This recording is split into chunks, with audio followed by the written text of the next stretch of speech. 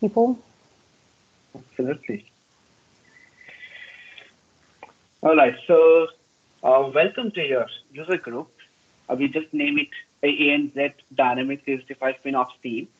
Uh, when myself and all my other volunteers of this group uh, decided to start a group of about ANZ, we thought, okay, let's try something with the FinOps first because we felt so much isolated. No one is talking about finance and operations in the user groups.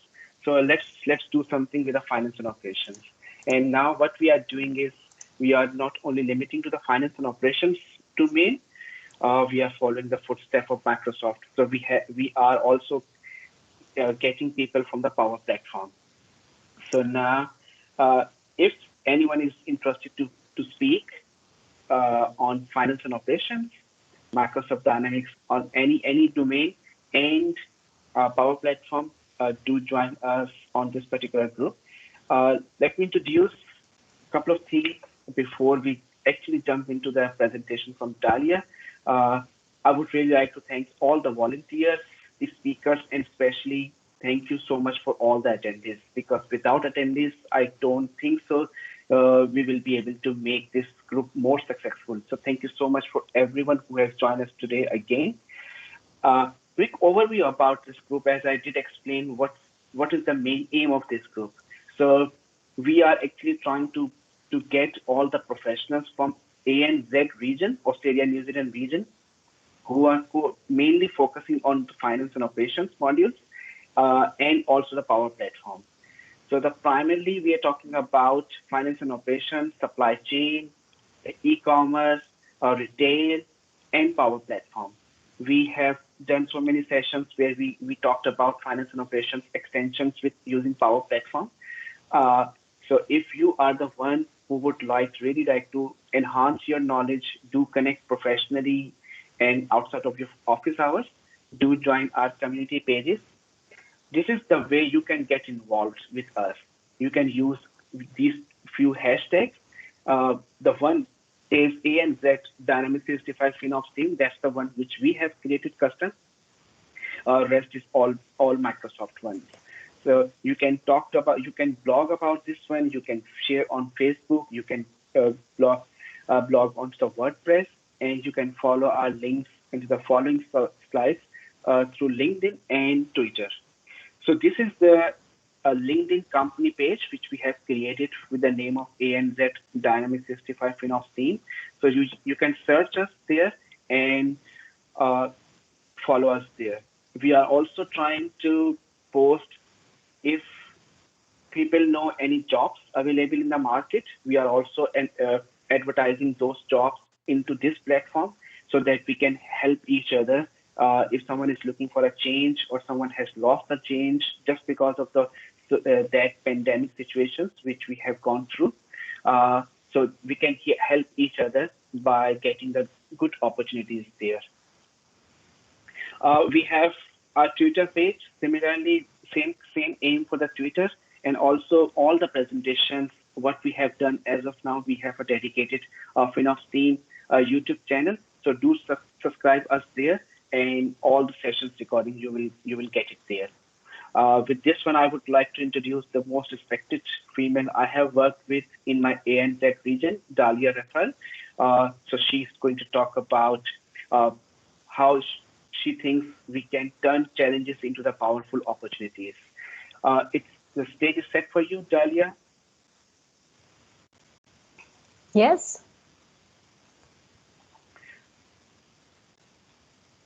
Sorry, you can hear me fine? Yes, I can. Yeah. Yes, Dalia. Okay. Yes. All right. Great. Thank you so much. First of all, for Faisal for inviting me in this group. Probably I'm not the expert in finance and operation, but I had a pleasure to work with Faisal and so many of you in the list here. And I know there are so many passionate people on this topic. So it's a pleasure to be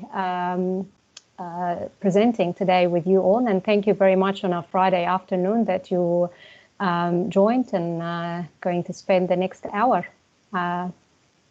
with us. So I will try to share my screen and you let me know if you can see it.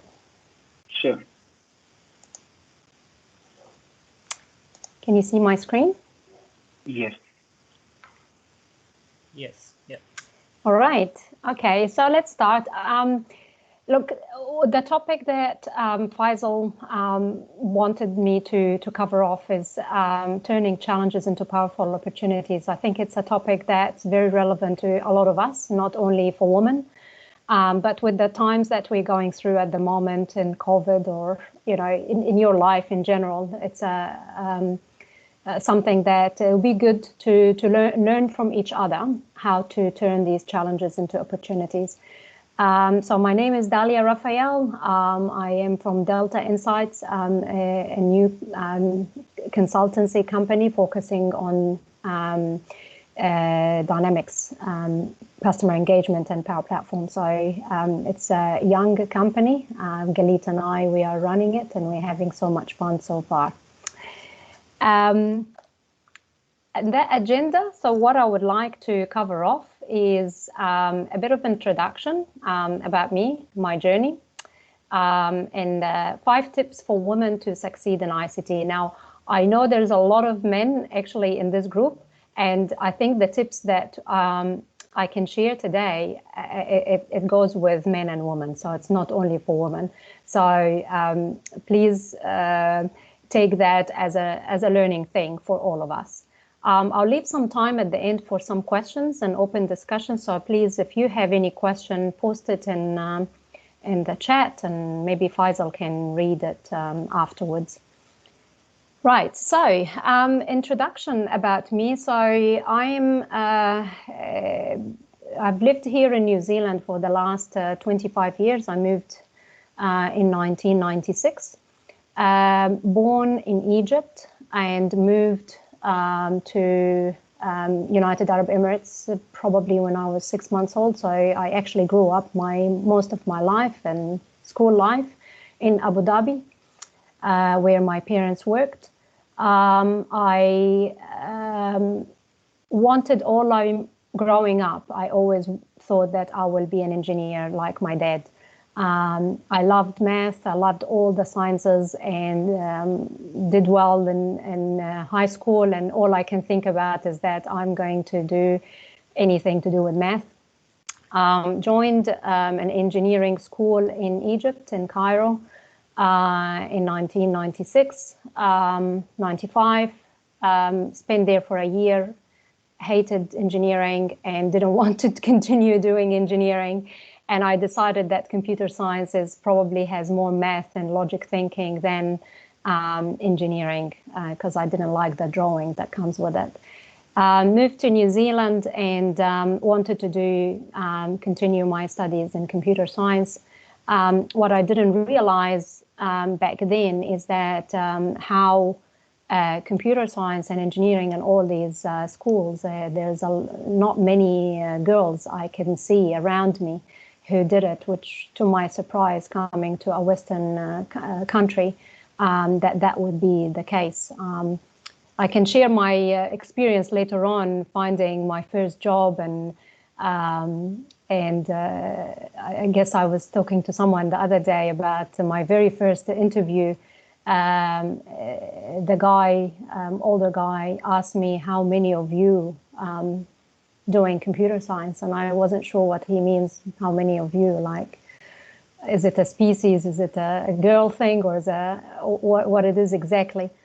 So that's kind of the challenges that I faced, and also being an immigrant, and a lot of people probably in the group can face similar challenges.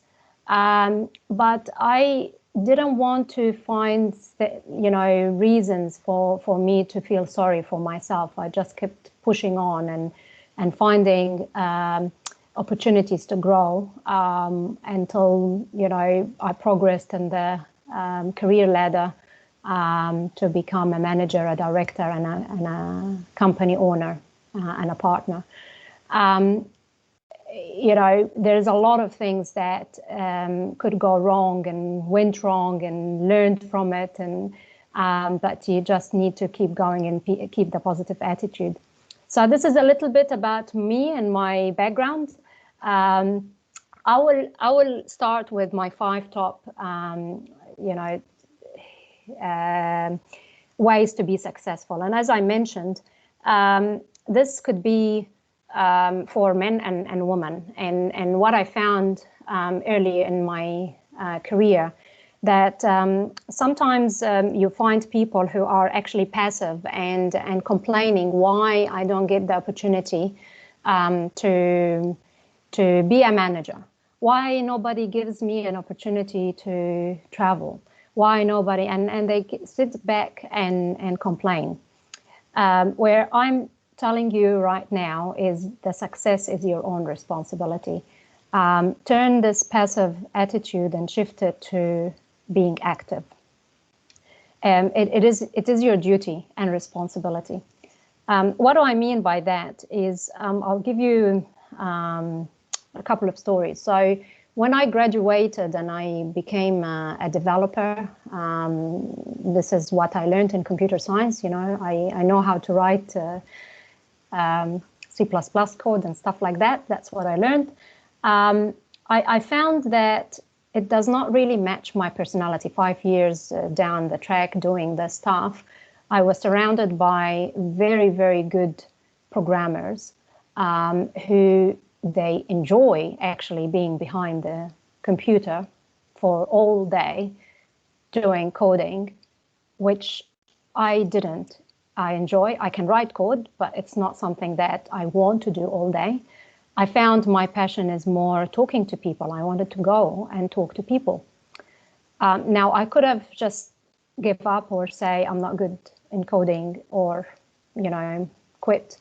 But what I started to search for is opportunities around me to learn how to go out and talk to customers.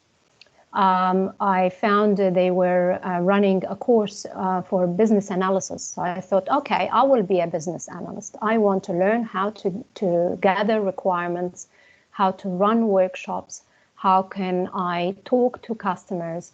And I asked my boss, I want to be in this training. My boss didn't think about it.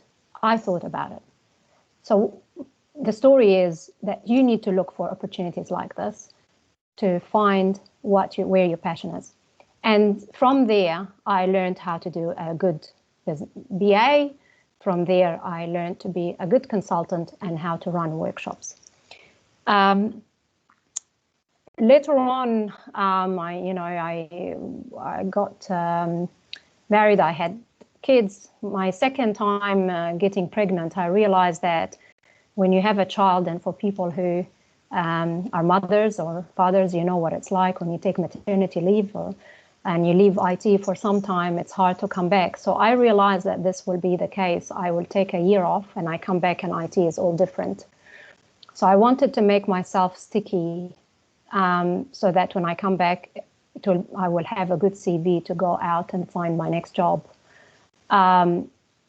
Again, I found that CRM was new to the market, and there was certification to actually do this course. So I decided while I was pregnant, I remember I was 8 months pregnant and I was running around doing exams, trying to get all myself certified so that when I come back, my CV is all good and I can find my next job. And that's exactly what happened.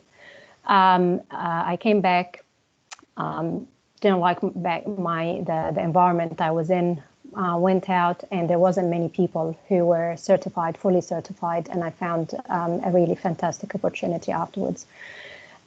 So what I want to say out of this is you need to find opportunities, right? It's not anybody else's responsibility.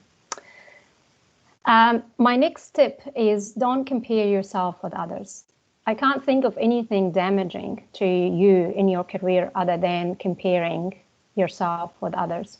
And that goes with your career, yourself as a person, your business. I can run a business and I keep comparing with others. There's nothing more harmful than actually keep comparing yourself with others. I would say play your own game. And this actually something that I advise my daughter, when she goes through some hard time at school and saying, this person doing this, this person is not going to give me opportunity. And I say, just play your own game and you will get there at the end. Just play your own game. I remember when I started the university, as I mentioned, I did computer science in Auckland University here. My very first class is maths, maths stage 2. I remember this very, very vividly, where I stayed in the lecture room surrounded by very smart people. They knew exactly what was going on. And the professor was explaining things and I couldn't understand anything. And I was getting really agitated because math is my favorite subject. I remember I did 95% or something in high school in math. So I just kept comparing myself with the people around me. And what made it worse is that I went to ask a question to the professor and he looked at me and he said, "Are you sure you are in the right class?" And you can imagine how this made me feel. I could have just dropped this course then and there. But what I remembered, I said, I'm going to play my own game. I'm going to do my own thing at home. I'm going to learn and not compare myself with all those whizzes around me. I'll just play my game. And sure enough, at the end of this semester, I got A+ in this course, which is a proof that you need to do your own game. Just keep focusing on yourself. Do I stop for questions or leave it to the end? No, it's going really well, and I'm really impressed as of now. So I think so. Let's continue with the story. Okay, let's continue. Okay, well, you can keep the questions to the end. Yes. Number 3. So my number 3 tip: embrace your authenticity and difference. Now, this is very important and something that it wasn't very obvious for me, in particular, coming to New Zealand with an accent. English is not my first language. As soon as I opened my mouth to anyone, they look at me strange and say, "Where are you from?" It used to drive me crazy. Why I can't speak. I always wished I could speak with non-accents. Nobody asked me this question. I don't know if some of you may have experienced that, but definitely it was something niggling in my head. So what does it mean being authentic? It's actually you need to accept yourself. You need to accept yourself, and you need to treat others with respect and know how you actually need to respect yourself and your background as well. Authentic people display a consistent set of values and don't change their values or their looks or their way just because they want to fit in. As a girl and a woman in IT, sometimes we get pushed to be a different people to fit in. Sometimes we have to joke or talk like the guys to fit in.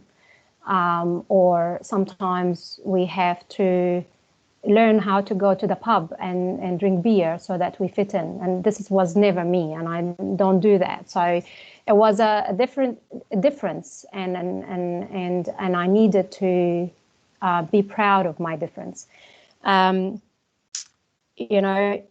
Someone told me halfway through my career that, I wish I had an accent. And I was like, why did you say that? And it's just different. It's so cool that you have, other languages, which is something that I took for granted.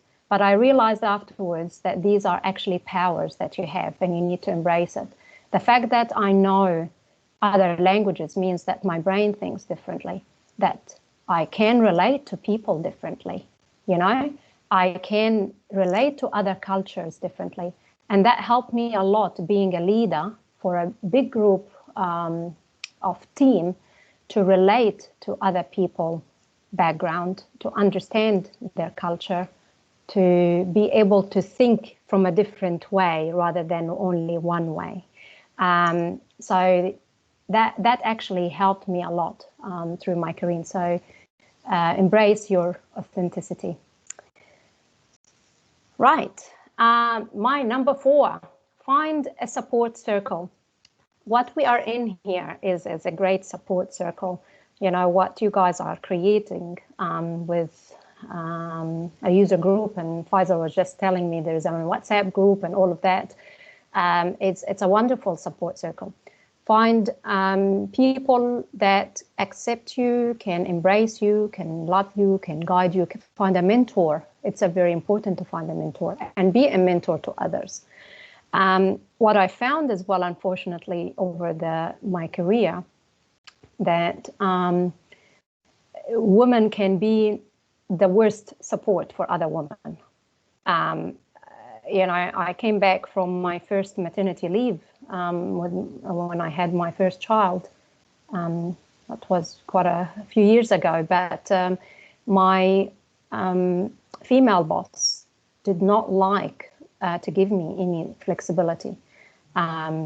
So that was very hurtful, and I thought she would understand more, but she didn't.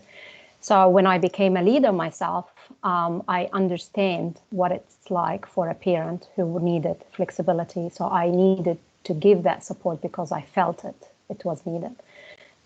So you be the support for others. Yeah. You be the help for others and embrace others, not only waiting for that support. Number 5, believe in yourself. I can't imagine anyone being successful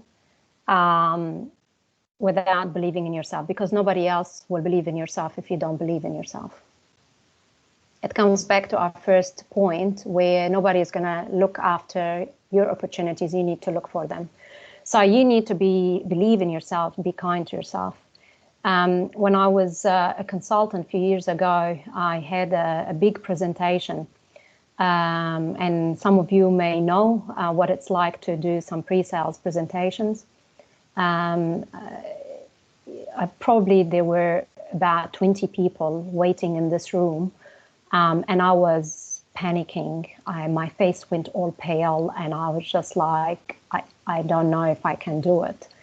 I remember this very, very well. The guy I was working with, very good sales guy, he took me aside and he said, Dalia, look in this room. You are the best person who know about this topic in this room. And I said, yes. And he said, well, go tell them what you know. And that gave me the greatest boost, because I said, yes, that's right. I know better than anyone else in this room about this topic, and I'm going to show them and share with them my knowledge. If I didn't believe in that, that would have been a very bad presentation. It went well, by the way, and we won the opportunity. So I learned to tell that to my team. Anytime I see a consultant who's actually nervous before a presentation, I tell them, remember, you know best on this topic than anyone else. That usually works. Right, so these are my 5 tips, and I think we are getting in half time, so I'll leave the rest of the time for any discussions and questions. That's awesome, Dalia. That's really, really heart touching, I would say. And myself, I dived into this one, whatever you have explained. So thank you so much for sharing your story. That's a very successful and hard and successful journey, I would say. Yeah, thank you. So I got a couple of questions here. If you would like to take those questions, please. Uh, what first question? I write it down. A couple of things like certifications. Like this is a key part. You did mention like it was you were 8 months pregnant and you were talking about you were running behind the certifications to stand out. That's something like it's something like we have been seeing a lot from Microsoft side. So how did you manage everything, all your pregnancy and the certifications, and what do you suggest with the people here and the youngsters especially? What should they be doing with from the certifications point of view, and how can certifications help them to stand out? Yeah. Look, you need to believe in whatever you are doing. It's very important that you just don't do certifications for the sake of doing certifications and having as many badges as you can. You really need to like the topic and learn it, and then it's just a proof. The certification is a proof that you are an expert in it. Microsoft provides now a lot of wide range of all sort of certifications and topics. But I guess you need to put a goal for yourself on what do you want to be before you set those certifications.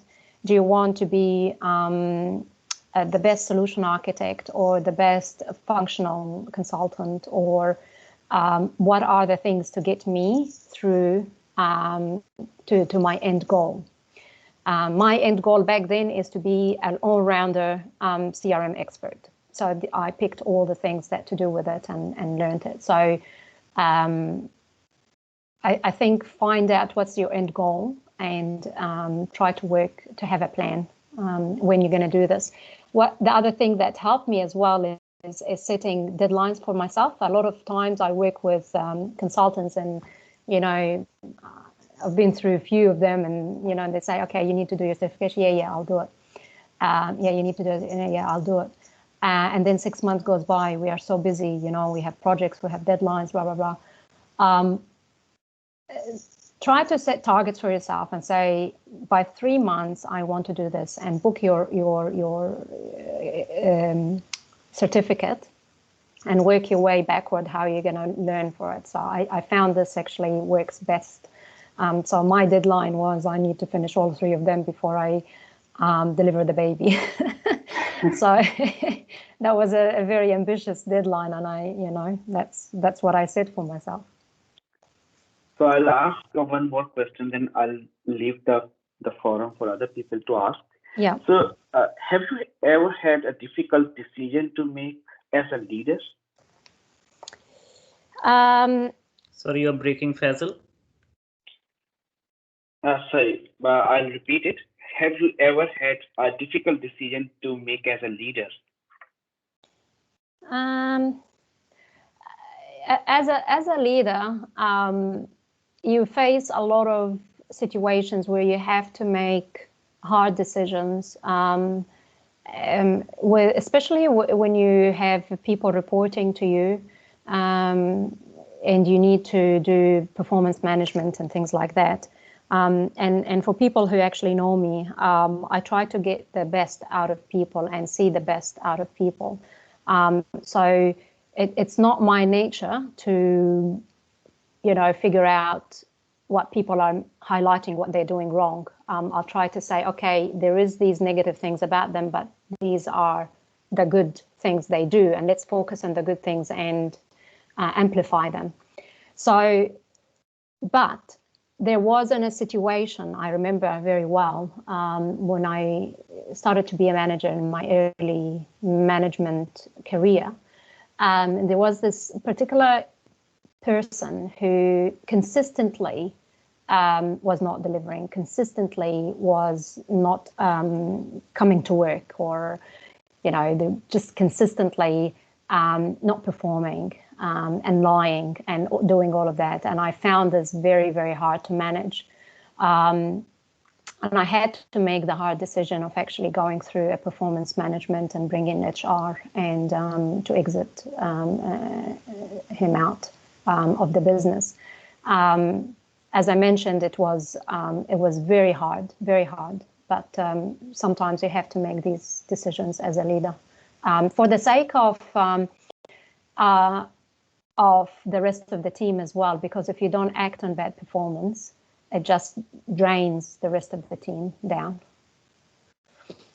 It must be very hard because you got a good heart. That's why it must be very hard. Otherwise, sometimes it's easy for them to be able to kick out. Yeah. So yeah, no, thank you so much.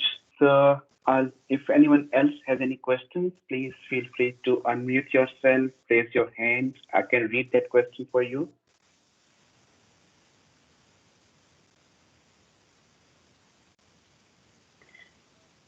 Yes, a couple of comments. Like, yes, definitely, we all love Dalia. Always a great session from Dalia. Yes, Rachit, please go ahead, ask your question. Thank you, Faisal. So, Dalia, first of all, thanks a lot for coming up and speaking about this experience on this group. We really appreciate it. And I had that honor to work with you in my past experience, and I just want to say that you are a person who brings a lot of positive energy in the room. Even if you are present there, it makes a lot of difference. So thanks a lot for giving all the leadership, guidance to the people. The people whom you have mentored are today playing leadership roles in various organizations.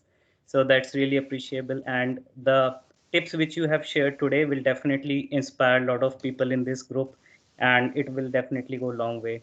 I just have one question for you, Dalia. You are one of the leaders whom people look up and take inspiration from. To whom do you look up, and who inspires you, and from where do you get your inspiration? Because sometimes it becomes difficult that as a leader you inspire other people, but you also need to seek some inspiration to keep that passion going on and keep that fire on. So would you like to share us who do you look upon to get your leadership and thought process in the right direction? I find that in every situation it actually can be a good mentor and learning experience. Sometimes people I work with, other managers, I can learn from them how they dealt with a particular situation. Sometimes a consultant, the way how they manage to make the customer very happy and the support they provide, that inspires me, and I can learn from that. Sometimes I learn from my own kids how to actually the persistent, or the fact that they have a great sense of humor to turn sad situations into funny situations. So I would say in many occasions I had good mentors as managers, but I didn't think that they were the only ones who I learned from. I think I learned a lot from people I work with in a daily basis, and from situations. Yeah. Excellent. Thank you. Nadini, yes, we got a question from Nadini. Hey, Faisal, thank you so much for arranging this. And hello, hi, Dalia. Nadini. Hey, how are you? Hi, how are you? I'm Good. Great, thank you. Just touching upon something that you mentioned about mentors, and something that I have come to realize is, and sorry for not switching on my camera, I look like hell, so I'll keep it switched on. Is that don't worry. It's not really easy to find someone who has had a similar journey and can guide you in this journey. especially from a female perspective, what are your tips to finding someone who can help mentor you? Is it, because something that I've realized is that it's not easy as reaching out to someone on LinkedIn and say, hey, are you open to mentoring me?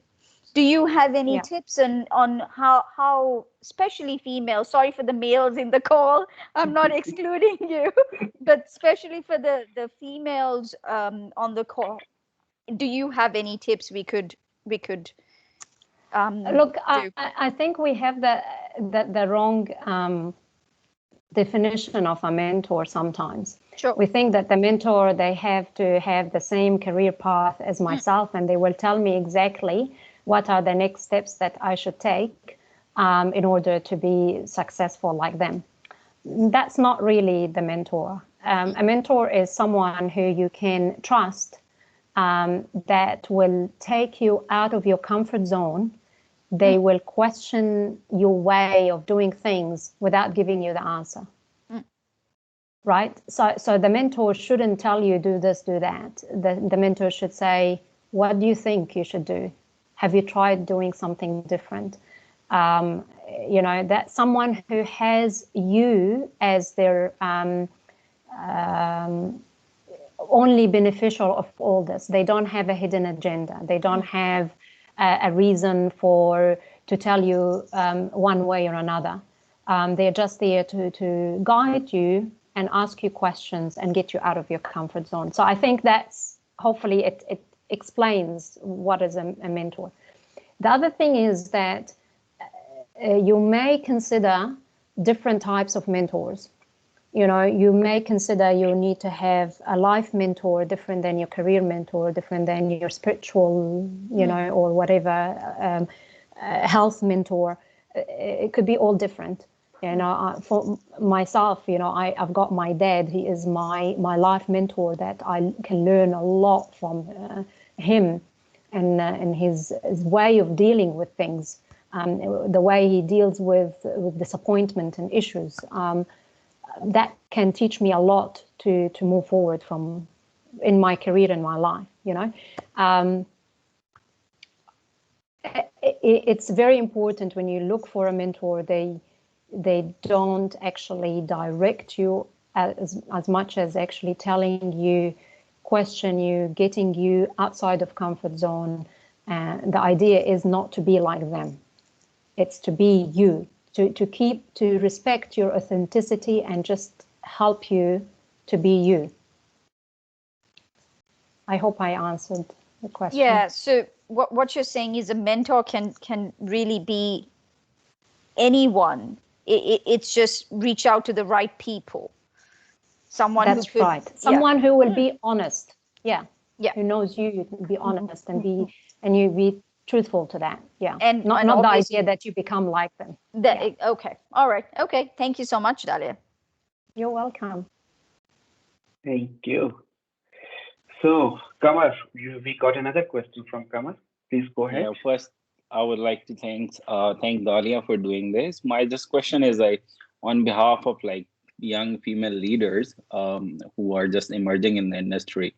We have seen it's not ideal, but sometimes as a female leader, you do face gender discrimination, and people try to suppress you, because of your gender. So my question is what will be your advice to those young women out there?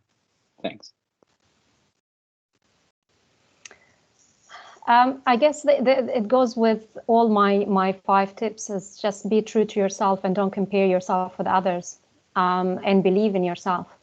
20 years ago, female in IT was 10 times harder than right now. At least now you are going around and you're hearing, women in IT, lots of groups and lots of support groups, and you can find more.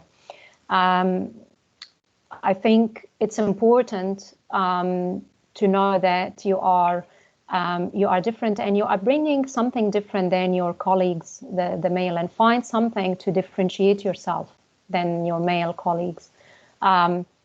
us females, we have this tuition to be more emotional, intelligent than men. I'm sorry, men, but it's sometimes real.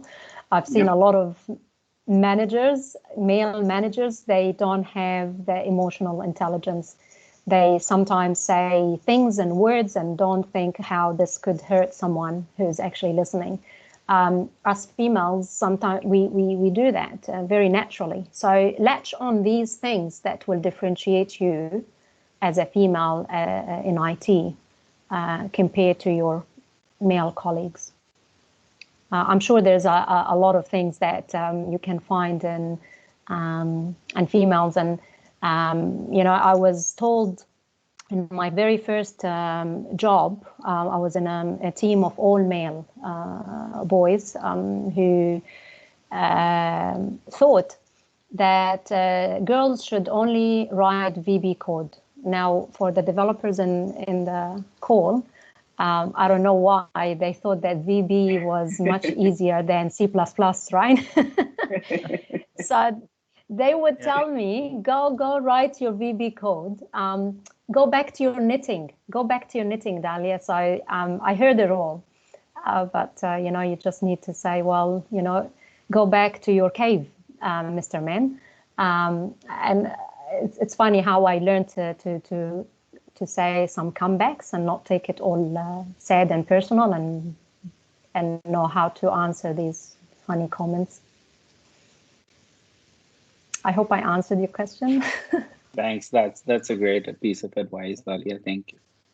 Right. That also shows the maturity and the thought process you carry, because dealing with these situations is not easy, and sometimes people lose track of their thought process and get into stress mode. But if you carry that maturity in the thought process, I'm sure what you said, Dalia, makes perfect sense here.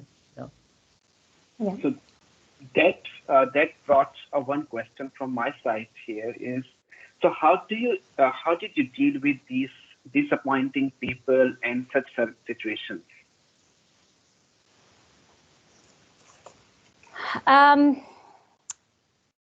In our life, I think I try to find the good things in every situation. So that only actually, it's not something I'm born with or something that I've done in the last 20 years in my career. Just something that I have started to do in the recent years and helped me a lot in my career and leadership. Someone told me that successful people deal with disappointments quicker than others. Mm-hmm. What do I mean is that it's okay to be disappointed. It's okay to be disappointed with situations or with people. But the difference is that you need to bounce back quickly. And that's what a successful person would do. If you dwell on it for a day, for a week, for a month, you've wasted your time. Excellent. So what I've learned is that how to bounce back quickly from a disappointing situation. Yeah. Excellent. No, that's really good. Absolutely. So Dalia, can you tell us something about Delta Insights, please? What is Delta Insights about? What's your vision? What is Delta Insights? Yes, what is Delta Insights? So Delta Insights, for people who have known me for a few years, so I was one of the directors and shareholders of Sable 37. That was 5 years ago. I really, really enjoyed the journey of growing something from scratch. That has been my very best days in my career. And I've missed that. And I really was looking for an opportunity to go back to that. So Delta Insights started because I want to do something different, for, create a partner different, doing things differently from what I've learned over the years. I've worked probably with half a dozen partners, and I know the good and bad. So Delta means, in math or in science, it means difference or the change, the delta. Yep. So Delta Insights is bringing that change to the market.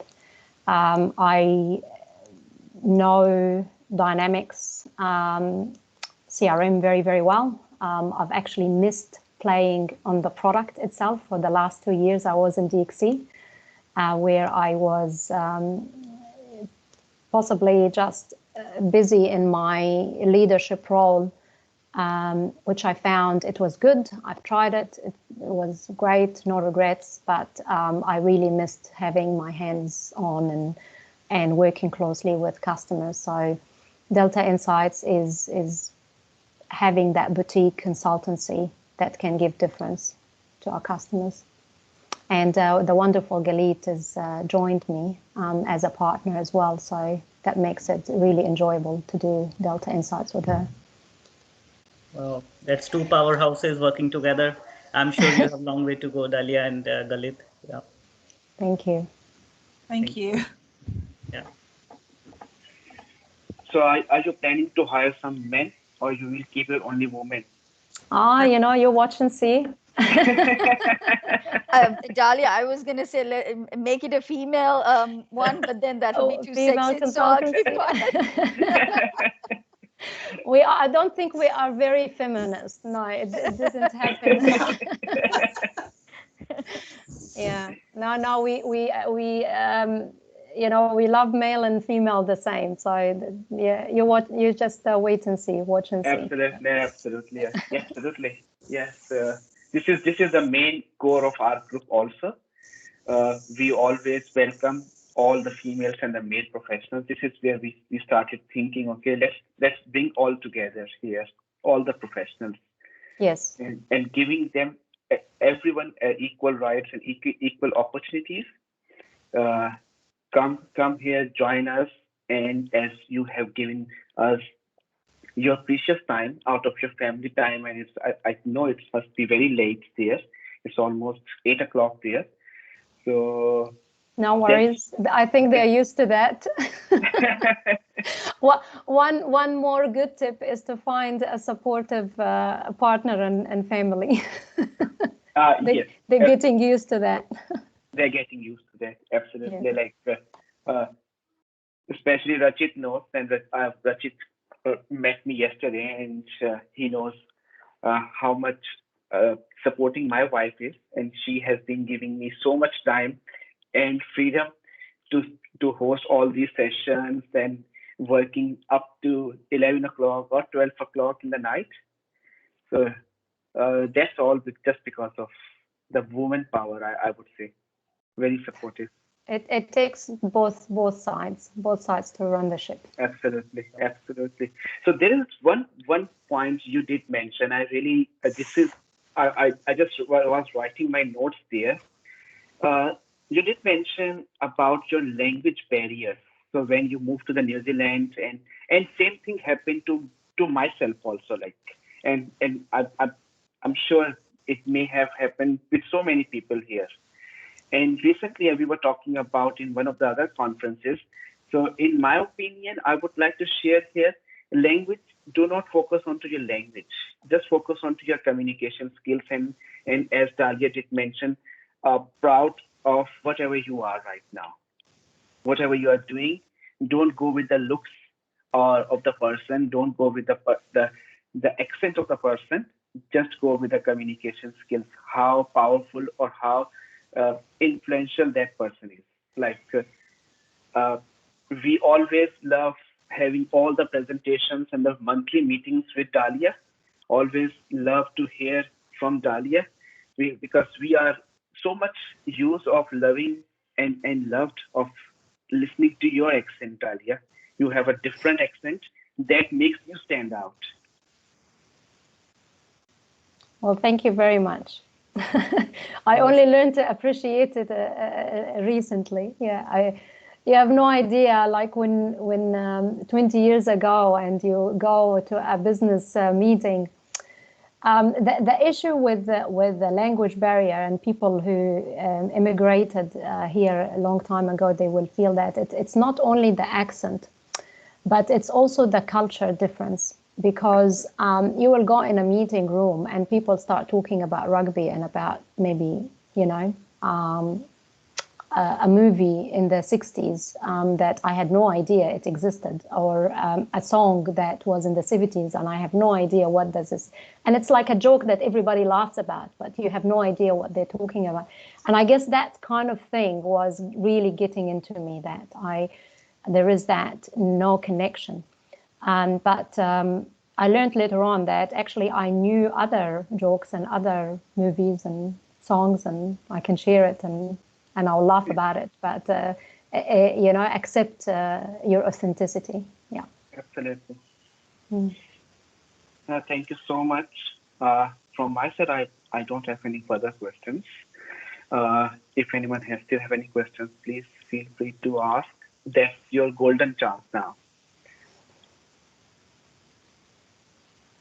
And from my side, do join or subscribe and follow and Delta Insights. And from our side, all the good wishes and the prayers are with you, Dalia. Thank you so much. We wish you the more success in your life, in your career, and definitely to Galit also. Thank you so much. Really appreciate it.